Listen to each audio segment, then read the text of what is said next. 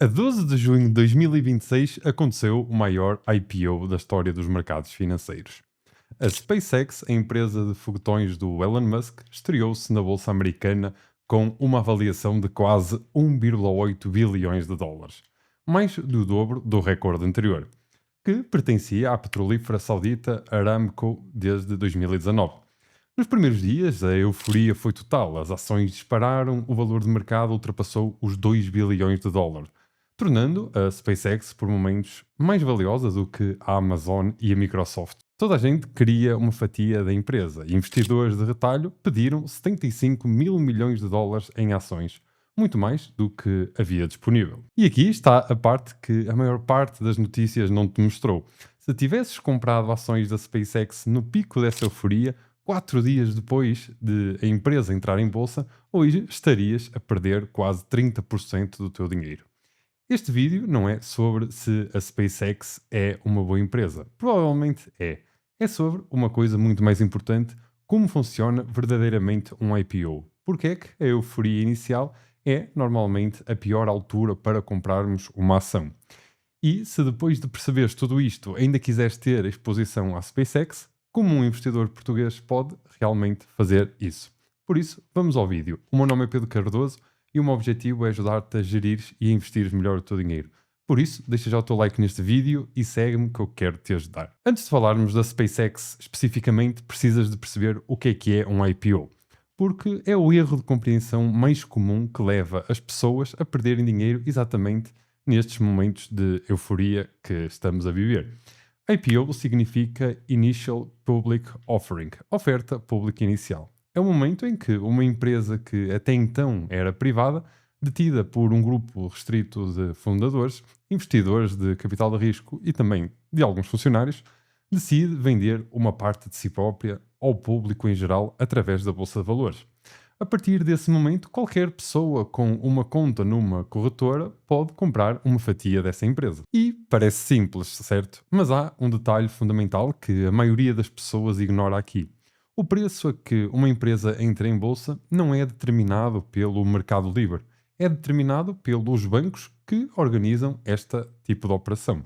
E eles trabalham em conjunto com a própria empresa com base no interesse que conseguem gerar junto de grandes investidores institucionais. E isto durante semanas de reuniões privadas a que se chamam de roadshow. Ou seja, quando as ações começam finalmente a negociar publicamente, o preço inicial já reflete semanas de negociação entre vários profissionais, não a opinião do investidor comum que só teve acesso à notícia no dia da estreia. E isso tem uma consequência previsível.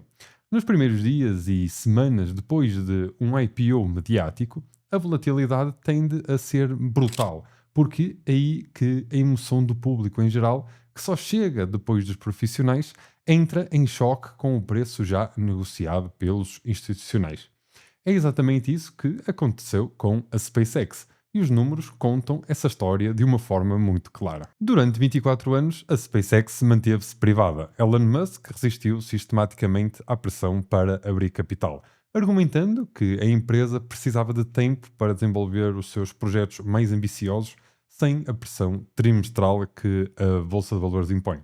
Nesse tempo todo, a SpaceX construiu três negócios distintos que agora, com o IPO, passaste a poder comprar numa única ação. O primeiro é o negócio original, que é o lançamento de foguetões. A SpaceX já realizou cerca de 700 lançamentos, na sua maioria com o Falcon 9, o primeiro foguetão do mundo a ser reutilizável em escala comercial, o que, de facto, reduziu drasticamente o custo de colocar coisas em órbita.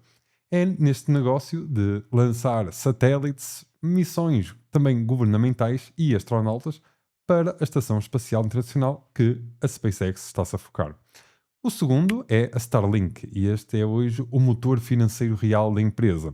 É a rede de internet via satélite que a SpaceX construiu com mais de 10,3 milhões de assinantes em 160 países.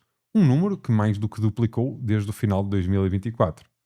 Em 2025, a Starlink gerou 11,4 mil milhões de dólares em receita, um crescimento de 50% face ao ano anterior e já representa 61% de toda a receita da empresa. O terceiro negócio é o mais recente. Em fevereiro de 2026, a SpaceX fundiu-se com a xAI, a empresa de inteligência artificial de Elon Musk, dona do famoso chatbot Grok e da rede social X.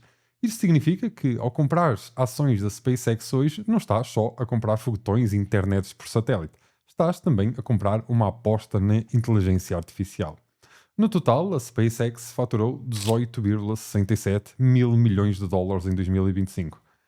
Mas agora este é bastante importante, porque apesar de toda esta receita, a empresa reportou um prejuízo contabilístico de quase 5 mil milhões de dólares nesse mesmo ano, resultado do investimento pesado que tem que ter em infraestrutura de satélites e também no desenvolvimento de Starship, o foguetão gigante que a empresa está a construir para viagens a Marte. Ou seja, estás a comprar uma empresa que cresce a um ritmo impressionante, mas que ainda não é lucrativa no seu sentido tradicional como estamos habituados. E isso, como vamos ver já a seguir, tem tudo a ver com o preço a que a empresa entrou em bolsa. Vamos então aos números concretos da operação, porque são eles que explicam tudo o que aconteceu a seguir. A SpaceX fixou o preço das suas ações em 135 dólares cada, angariando aproximadamente 75 mil milhões de dólares, mais de o dobro do recorde anterior de sempre, que pertencia à Saudi Aramco de 2019 com 29,4 mil milhões. A avaliação implícita da empresa nesse preço rondava os 1,77 bilhões de dólares. Para perceberes a escala disto, 1,77 bilhões de dólares é aproximadamente o valor de toda a economia portuguesa multiplicado por 6. Numa única empresa. Mas o número que realmente deveria fazer-te parar e pensar é este. A esse preço de entrada, a SpaceX estava avaliada a cerca de 94 vezes a sua receita anual. Para comparação, empresas como a Microsoft ou a Apple, gigantes tecnológicas extremamente lucrativos e estabelecidos, negociam tipicamente entre os 12 a 15 vezes a sua receita. A SpaceX entrou em bolsa a um múltiplo 6 vezes superior ao dessas empresas tecnológicas. E isto não significa automaticamente que o preço estava errado. Significa que o mercado estava a pagar de forma muito clara pela expectativa de crescimento futuro, não pelos números atuais que a empresa reporta. Os analistas que cobrem a SpaceX estimam que só a Starlink isoladamente poderia justificar tranquilamente entre 500 e 800 mil milhões de dólares de avaliação. Mas a empresa inteira entrou em bolsa avaliada em mais do dobro disso, o que significa que o mercado estava também a apostar fortemente no sucesso da Starship, no negócio de inteligência artificial também de o xAI do Elon Musk, e em, claro, projetos que ainda não geram receita significativamente hoje. Quando uma avaliação depende tanto de expectativas futuras e tão pouco de resultados atuais, a volatilidade não é um acidente por acaso, é a matemática inevitável que acontece. E foi exatamente isso que aconteceu nas semanas seguintes. E agora, a parte da história que a maioria das pessoas só viu em pedaços espalhados por diferentes notícias e jornais, e que juntos contam a lição mais importante deste vídeo. No dia de estreia, 12 de junho de 2026, as ações da SpaceX dispararam mais de 19% face ao preço do seu IPO, fechando o primeiro dia perto dos 161 dólares. O valor de mercado da empresa chegou mesmo a ultrapassar os 2 bilhões de dólares, tornando-a, por breves momentos, mais valiosa do que a Amazon e a Microsoft. E a euforia continuou. 4 dias depois, a 16 de junho, as ações atingiram o seu máximo intradiário de 225 dólares, um aumento de 67% face ao preço da IPO em apenas 4 dias de negociação. Mas aqui está o que separa de quem entende de mercados financeiros de quem se deixa levar pela euforia. A partir desse pico, as ações começaram a cair.